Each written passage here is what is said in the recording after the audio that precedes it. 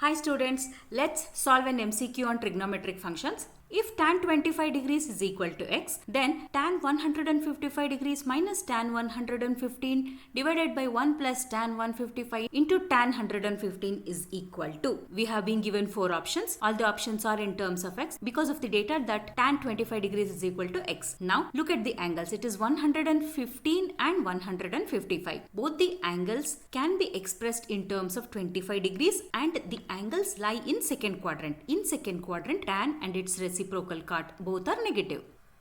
Now tan 115 can be written as tan of 180 minus 25. The same term goes in the denominator as well. Now tan 115 can be written as tan of 90 plus 25 degrees. The same term goes in the denominator also. Now since angle is expressed in terms of 180 degrees, tan function does not change. So this will be minus tan 25 degrees. And for this term, angle is being expressed in terms of 90 degrees. Trigonometric function changes to its cofunction, and angle being in the second quadrant, it is minus cot 25 degrees. Same thing applies to these two terms as well. From data, tan 25 degrees is x, so cot 25 degrees will be 1 by x with respective signs. So our terms become minus x minus of minus 1 by x whole divided by 1 plus minus x into minus 1 by x.